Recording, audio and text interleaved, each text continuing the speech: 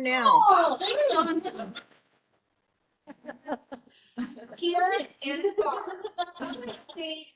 Witch Hunt is a Colorado nonprofit. We use podcasting and community outreach to spread awareness about witch hunts.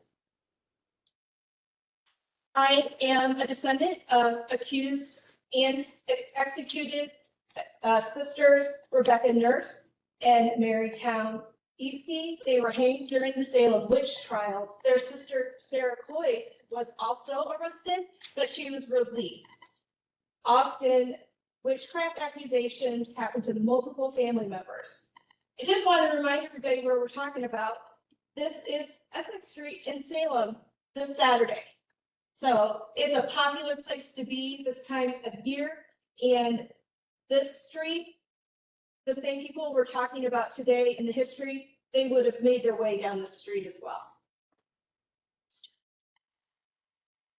Real quick before we jump all the way in, our podcast is doing a giveaway for this graphic novel of the Salem witch trials that just released this month. And the author, Ben Wicke, Alan Moore, is supporting his work. So what you want to do to subscribe or to go in the drawing for this is subscribe to one of our YouTube channels. That's all you have to do. So if you become a new subscriber to one of our YouTube channels or join our free tier on Patreon, that puts you in the drawing for a copy of this remarkable nonfiction history graphic novel. Yep.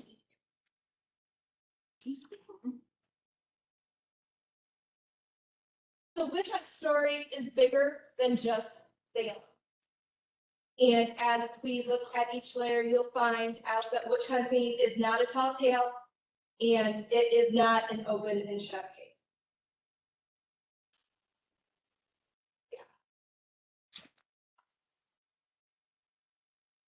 I mentioned that I descended from Rebecca Nurse and Mary Esty. Surprise, I was doing my family history research in Connecticut and found that I descended from accused witches there because there were accused witches all throughout New England. And their mother was an accused witch in Boston, Massachusetts. In 1681, that's before Salem, she was acquitted. And then later on, her daughter and her grandchildren. Well, her grandchild was accused at the time that she was, but she did not have formal charges. But then later, her daughter and other great-granddaughter, Winifred Benham Jr., they stood trial in Hartford. They were the last witch trial court in New England in the Hartford court in 1697. They were also acquitted. So at this point, I'm looking at my family history.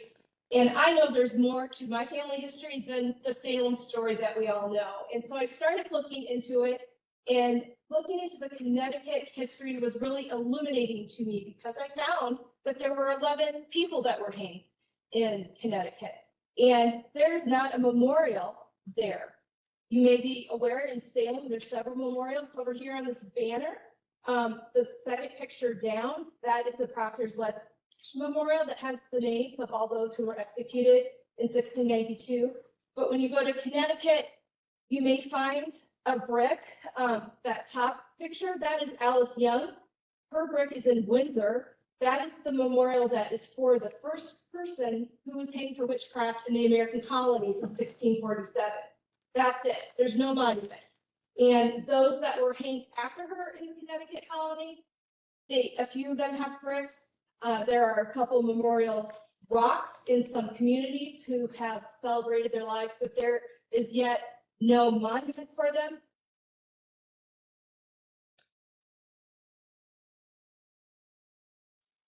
So you're hearing me talk about more witch trials. We're going to take a quick look at that. The Massachusetts witch trials occurred between 1638 and 1693. During this period, at least 254 individuals were accused of witchcraft in Massachusetts. 209 of them were complained of, implicated in court, questioned, arrested, or imprisoned. In total, 24 individuals were executed by hanging, and one was pressed to death. And that's what this book is about. Giles Corey, who was pressed to death for he refused to be tried. In Connecticut, at least 49 people were accused of witchcraft, at least 34 were indicted, 11 hanged. Due to severe incompleteness of records, the true toll cannot be established. It's very limited on court records. We know almost nothing about Alice Young. We know by looking at the community's history that there was a sickness that swept through her neighborhood and children of her neighbors died and her child lived, but we don't have any court records letting us know exactly why Alice was accused and why she was convicted. We don't know what evidence they used against her. She was the first person convicted of witchcraft in the American colonies and was hanged in Hartford on May 26, 1647. The Salem witch trials unfolded years after the execution of the first 16 people condemned for witchcraft in New England. And we don't actually have trial records, but we have other records that tell us the story of Salem. So here are a few myths about Salem, and you will see these covered in Jennifer and Hannah's Exhibit 2, but they were not burned. There was no one that was burned for witchcraft in the American colonies. Unexplained afflictions of accusers, we can say that it was stress or sickness. There weren't land grabs directly happening, but there was lots of disputes around land lines and inheritances. There were widows that were left with land. People didn't necessarily like it, but it wasn't those accusing that were going to end up with the land. It was not ergot poisoning. That's a disproved hypothesis. And there are many other confirmed factors, such as scapegoating, misogyny, war and political strife, and the ongoing witch trials before and after Salem. And specifically, only select people were inflicted. And as the Salem witch trials went, more and more people became afflicted as they were hunting more and more supposed witches.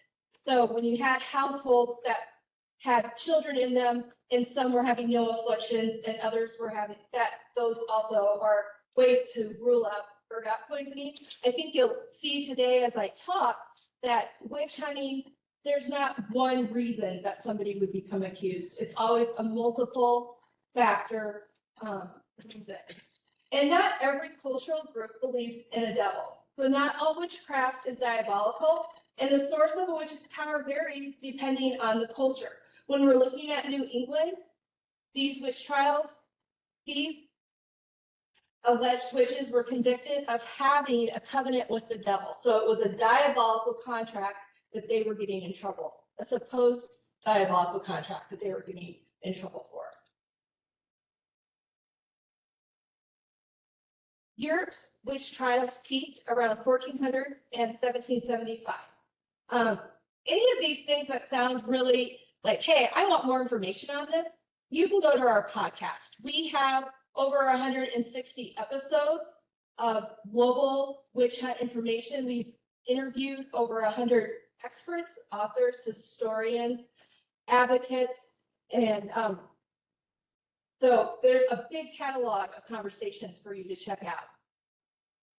The Scottish witch trial victim, Maureen Tweedy, was recently featured in a play called Prick. That's going to be playing in Chicago later this year or at the beginning of next year, and we did interview the creators of that. The play is centered around the Scottish witch trials in the Scottish borders in 1649 and highlights the story of Maureen Tweedy. She was subjected to torture through pricking, and when they would prick a witch, they were looking to see if the spot that they pricked bled, and if it didn't bleed, that was an indication that they were a witch. Despite her lack of a confession, authorities allegedly found the devil's mark via pricking, which was considered enough evidence to condemn her. So there were 40,000 to 50,000 people executed for witchcraft across Europe. So when you consider, when we talk about New England, and we're just talking in the hundreds, it was substantially less here. But each of those accusations is a person, it's a family.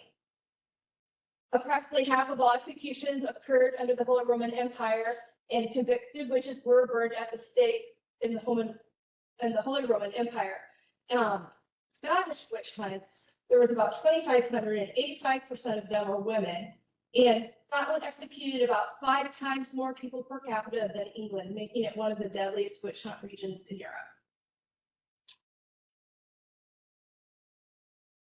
So modern witch hunts are not just an analogy. Witchcraft accusations are still a major problem in many parts of the world, with devastating consequences for victims. The impacts on victims can include physical violence, social ostracization, economic deprivation, psychological trauma, and even death.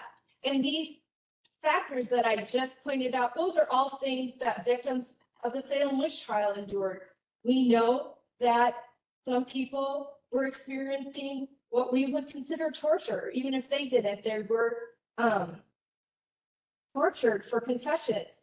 There was social ostracization here in our colonies. We were doing that to our accused witches many times after a witch hunt was over. Those families would leave the area if they were not banished. My grandmothers, Mary Hale from Boston and Winifred Benham from Connecticut, they essentially vanished off the record after their witch trials.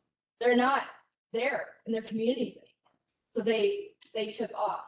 And then, as you know, we had court-sanctioned executions of accused witches. And although rare, there are still arrests in some countries for supposed sorcery. And there are people in jail right now who've been accused of harming world leaders due to supposed sorcery. And what I want to teach you a little bit about is harmful practices related to accusation of witchcraft. When someone harms another person who they suspect has bewitched them, their family, or their property. In addition, ritual attacks include the harmful practice of removing body parts from persons with albinism for the sake of creating medicine. And this little girl is a survivor, but as you can see, she has had her limb taken from her. And she is not a unique case. This is happening very regularly all around the world. There's the world. All right. Global belief in harmful witchcraft has been studied by economist Boris Gershman, and he conducted an exploratory analysis using a giant data set pulled from a series of surveys by the Pew Research Center covering 95 countries and territories.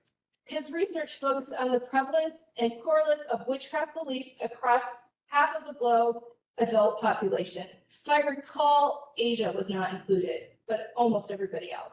Harmful witchcraft is defined as the ability to cast harmful curses, spells, or the evil eye. And the evil eye is something that was feared in the Salem witch trials as well as it is today. And I just put him up here in case you're interested. Any of these slides with information, there's more. This is just like a little sampling of this area that I'm talking about. So you can check out his research.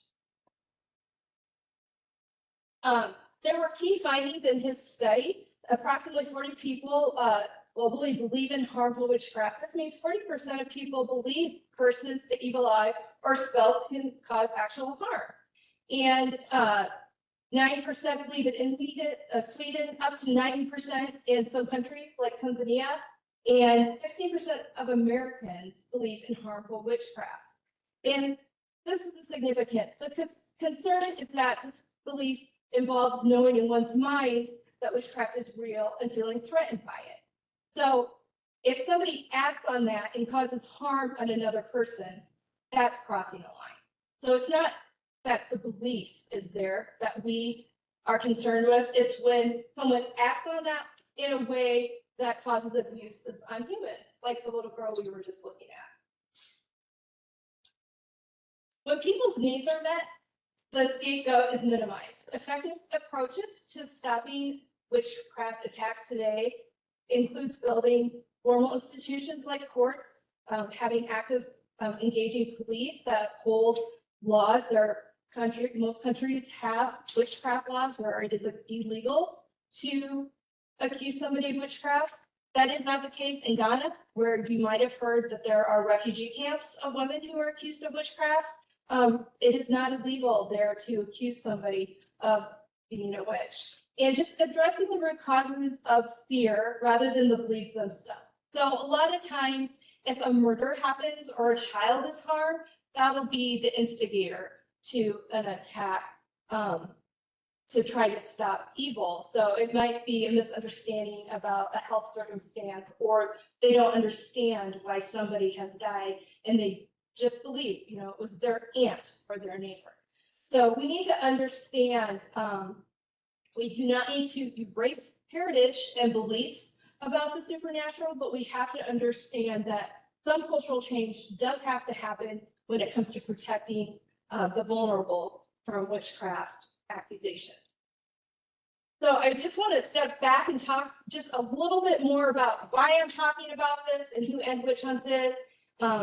These are my board members. Jennifer Beth is an author. She has written a book about the accused witch Alice Young called One of Windsor. You should check that out. And we formed in 2022 because those accused witches in Connecticut, not only did they not have a memorial, but they had not had their names cleared. So before 2023, those 11 people were in the book as deserving to be executed for their witchcraft accusations. So we worked on a project called the Connecticut Witch Trial Exoneration Project, and a huge community group nationally and internationally, Leo came in to speak to the Connecticut General Assembly to clear their names. Legislation was proposed. It made it through that first committee, and that truly is historical. There had been attempts before to clear the names of the accused witches, but usually it does not get past that first committee as a piece of legislation that they consider important and valuable, and it did. And then the House of Representatives passed it, and then when it got to the Senate in Connecticut, every senator but one voted yes to clear the name of Alice Young, and that just happened in 2023. While we were working on that exoneration project, we became very aware that what happened in Connecticut, what happened in Salem, was still a problem in a lot of the world. And nobody else in the United States as an organization was speaking to it, was acknowledging it. So we have created our projects to raise awareness and to build context around what's happening so people can understand it better, and to offer the opportunity for conversation around that. So we do have podcasts. I'm very proud of them. It's the thing about Salem and the thing about witch hunts. As you guessed, the thing about Salem is going to be all about Salem. And that is our newer podcast. So please check that out. And we do offer weekly content. I do want to let you know that your academic librarian, Jennifer Tozer, did do an episode with us. It's excellent. She talked about building this project here and this exhibit for the library. So we're so grateful that she did this exhibit. So one of the things about witchcraft accusations in the United States is it falls under what's called spiritual and ritual abuse and harmful practices. And so spiritual and ritual abuse occurs when a person or a group harms another person or group physically, emotionally, psychologically, or sexually while acting out of belief, whether religious, spiritual, traditional, cultural, or secular in nature. It's so rampant that my colleague Mary did 64 videos through August. Each video is about 3 minutes long. It's just a YouTube short, and each video is a different victim of SAR from the United States in the last 15 years. Most of them are children. And spiritual and ritual abuse has a potential within all belief systems, and it's not limited to faith or religious context. It is widespread. It's a global phenomenon, and it can take many forms, and these are recognized as harmful practices. It happens in the United States, often in the form of violent exorcisms, as drownings, fire, starvations, beatings, and smotherings. So, for example, in August, there was a story reported in Amish country of a mother drowning her child in the water to exorcise evil from him. So this is an example of that.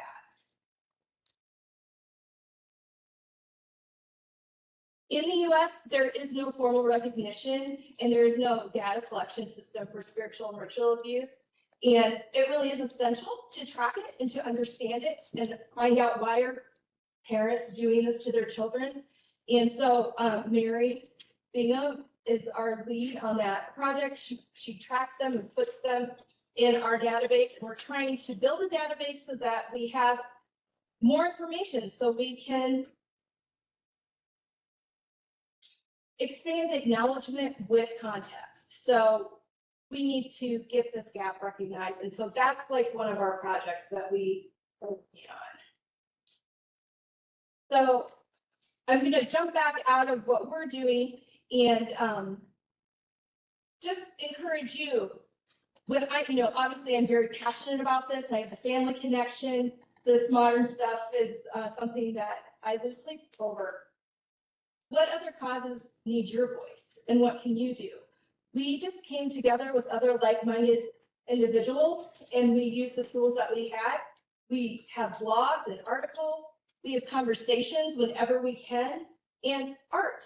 That like prick that I mentioned, that's a piece of art that is talking about witch hunts. So you can apply that to the causes that are important to you. If the cause that I'm speaking about today, if that draws your interest, we would love for you to participate with us in the way that your gifts would work for that. Another way that we recognize and spread awareness about witchcraft accusations is World Day Against Witch Hunts, which is August 10th. We had the awesome opportunity to feature advocates from Amnesty International in Ghana and these other institutions in Ghana who are serving and trying to assist the refugees in Ghana. There are several camps of refugees. The media typically calls them witch camps, and there are hundreds of ladies. There's elderly. There's also young children in these camps. And so we have this really excellent way. We use August 10th, but this is recorded. So you can go to the podcast and you can hear them talk about how they are meeting the needs of the women in the refugee camps. And I want to just mention this sister here that you see here. Her name is Lorena, and she's actually part of a Catholic mission that is on the ground. She has been in Papua New Guinea, and she's actually saved women's lives who have been accused of witchcraft. And she's the one that started World Day Against Witch Hunts. So her personal sacrifice on the ground, in-person engagement and advocacy is something that here I am in Pueblo, Colorado talking about today. So this is a worldwide conversation, and there are lots of organizations that are addressing this situation in the way that they can. The other way that we do use our platforms is I found out there's a yearly podcast-a-thon. Podcasts can join this virtual campaign where you feature the cause that's important to you. So other podcasts that may not be tied into human rights or tied into education, they do pick a nonprofit every year and then they focus on it for an episode. Well, that's all we do. So we joined in and we did a week series and we talked about witch hunts across the world and time. And then also International Women's Day, that's March 8th every year. Last year their theme was accelerated action, so I brought in, experts to speak to the theme and to show the women of witchcraft accusations and how they fit into the International Women's Day conversation. And I'm excited because we have the theme for next year, which is Give to Gain. And so I'm already planning that podcast. I mentioned our exoneration project in Connecticut. Well, Massachusetts has 5 women that were hanged, or excuse me, 4 women that were, 5 women that were hanged. There were 8 convicted people in Boston prior to the Salem witch trials. They are still guilty. They have not had their names cleared. And if you're interested in signing our petition, if you go to change.org/witch trials, that's really helpful to put your name there. I think we have like 2,700 names on there. We really need a lot more. So right now, House Representative Stephen Owens has submitted the bill, H 1927, but it has to get past that first committee. It could die in that first committee. So right now we're at the stage where the committee needs to look at this bill and say, yeah, the House should vote on this. And until these 5 victims have their name cleared, Massachusetts has not fully rectified their witch trials.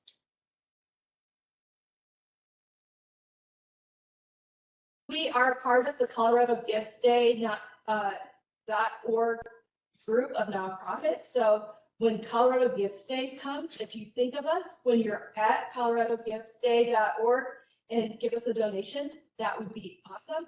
But I bring this up because Colorado Gifts Day is really important, and you should go to their website and see who else is on there. Maybe you never thought there was a nonprofit in Colorado addressing witchcraft accusations. Well, what else are we doing as a state? What other nonprofits are out there doing some incredible things? So definitely check out Colorado Gifts Day, but keep us in mind when you do your donation in December. I want to talk about this really neat memorial. You may be aware of the Witches of Scotland podcast. They were a huge inspiration to us when we started our podcast. And they, this summer, came out with this beautiful tartan. As you can see, it is a registered tartan. And I'm just gonna, I actually have pieces of it. If you want to pass it around and just look at it, it's kind of awesome to get to see this. So this came right off a loom in Scotland, and they sell all sorts of products. I'm not selling anything, but I wanted you to be able to see that you're holding, you know, this is a memorial to the victims of Scotland. They have a book that just came out last week called How to Kill a Witch, and the tartan is on the book. And this book talks about the modern witch hunts in here as well.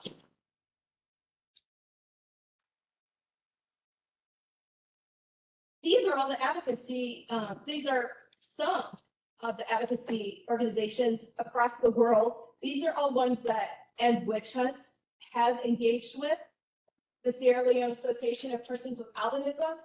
This is their advocate, Danielle. She actually went on to win the Miss Albinism this year. And here you have the AFAW is advocacy for alleged witches. And that man, Leo Igwe, is the man that is standing there in front of Proctor's Ledge. He travels the world talking about what's happening in Nigeria and Africa, but he actually, his organization is on the ground and they are intervening in communities every week of individuals who are attacked, individuals whose whole families need support. And so that's the face of someone who is looking into the faces of those who are accused right now and suffering and intervening. And he's had a huge impact on me, if you can't tell. So the National Working Group there with the candle, that is out of England, and that is a spiritual and ritual abuse working group. So they recognize spiritual and ritual abuse as a problem over there right now, and they have a national working group addressing that. So I'd really, like to see the U.S. catch up and recognize it. There's an international group called the International Network Against Witchcraft Accusations and Ritual Abuse, and that's us there meeting here. There was a conference last year. We're actually meeting this gal here, Luca, and Minty Drummond is a special expert from the UN on Human Rights Council. She's the special expert for rights of persons with albinism right now. And that's a picture of us coming together to discuss everything that's happening. And I know I showed you the slide again, but I just, want to come back to that. When needs are met, it mitigates accusation.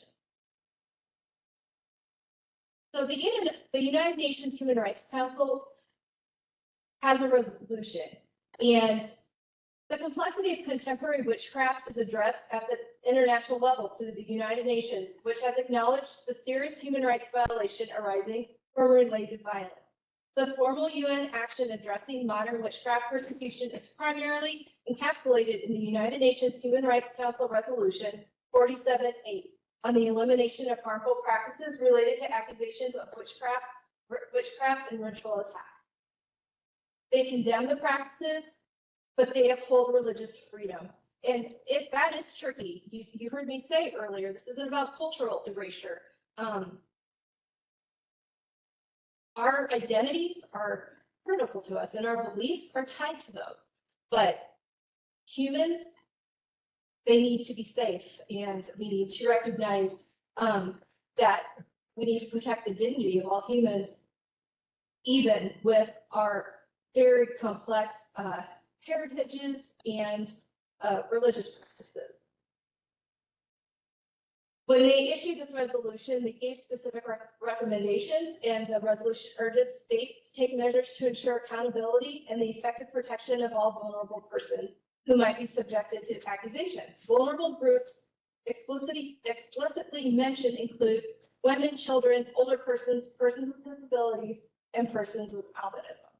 And if you look back at the witch trials in the American colonies, everybody there is listed. We do not have a case of a person with albinism from the American colonies, but women, children, older persons, and persons with disabilities were definitely victims. So there is more on the podcast, but witchcraft accusations are known to be a significant and ongoing problem in at least 60 nations across all populated continents, including Africa, South Asia, the Pacific, and the Americas. Reported statistics indicate the grave magnitude of the problem. The UN identified at least 20,000 incidents of witchcraft accusations related violence across 60 countries between 2009 and 2018. This figure is believed to just be the tip of the iceberg. And of course, the violence and aftermath, it really, of course, depends on how prevalent. One place that I haven't spoken of much today is the country of India. That would be a really easy one for you to see what I'm talking about because it's in the news every week. Every single week, sadly, there are reports of family members being attacked with swords or being burned. That's a very prevalent one. And so the fears of witchcraft are leading to open violence. And hundreds of thousands of children are victims of these accusations. There is on my slide of all of the organizations, there was one there that stopped child witchcraft accusations. There's a whole organization just for children. And I did go over the types of harm earlier. So again, the context is different. When you look at the Salem witch trials, that story is different than Alice's story. And that's different than the person who was hanged in Boston 3 years before the Salem witch trials. Every incident has its own context, just like other abuses domestic abuses that we experience. Some of the top things that would cause somebody to get targeted is dementia. Countries that have high levels of dementia patients and then lower understanding of science and health. There are a lot of accused witches who are just folks who have dementia and need intervention. There's also a witch camp in India. The Ghana camp, those communities are people who've been driven from their home. And one of the things that I want to speak to is traditional healers or witch doctors. Today, they identify witches for their communities who might have had something unfortunate happen, but they also are their primary medical practitioners. So in South Africa, the nonprofits working there to stop witchcraft accusations are really working with the traditional healer groups because that's a very important aspect of their culture and aspect of meeting health needs, but educating and stopping healers from identifying supposed witches. Almost done. One of the things that I want to do is draw a parallel. So Mary Esty, my 9th great grandmother who was hanged, on the 15th of September, she was hanged on the 22nd. You can see this old document. That is her words. She had a lot to say right before she had been hanged. She was going to die. And one of the things she said, and this is quote across the top, "I know I must die, and my appointed time is set." Typo, sorry about that. But, oh no, that's their typo, that's right. This is like straight out of the document. "But the Lord, he knows, it is that if it be possible, no more innocent blood may be shed, which undoubtedly cannot be avoided in the course that you go." And that is the problem. If we are not protecting our vulnerable community members, our grandmas and our aunties, and the children that are as lovable as the other children, when we continue to allow them to be marginalized, there are going to be outcomes that are not good for them that we can intervene on. And in many places, it is ending in death because of fear of evil, including in the United States with these exorcisms that I talked about. There was a little boy that was found, you might remember this in the news. It was in May in Florida. They went out looking for him. He had been in school for 2 weeks, and they found his mother had smothered him, and she said that she was exorcising him. This woman here is living in a camp in Ghana, and there's a really wonderful little interview that you can view on Amnesty International Ghana right now, where the director of Amnesty is talking about the camps and what they're doing to support these women, but they also interview these women. And I was listening to them and I saw what she said. She said, "It would be a good thing for the ones that come after me." So that right now they're working to get legislation passed that would outlaw witchcraft accusations. She's thinking about others. She's not even talking, she's not thinking of herself. And Mary Esty did the same thing. She said, "If no more innocent blood may be shed." So these women, 333 years apart, are essentially saying the same thing, having been in the same situation. So the parallels are there, and we just aren't listening. We'd love for you to volunteer with us. Again, as I said, blogs, articles, reach out with any ideas you have. I have an online event coming up with my co-host, Josh. We're going to be talking about Halloween before the candy traditions, and it is online. So if you go to nwitchhunts.org/events, you can find that information.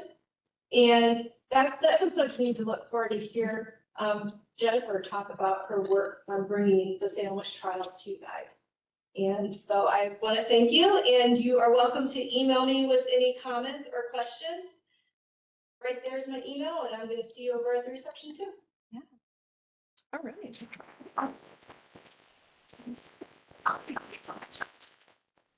Okay.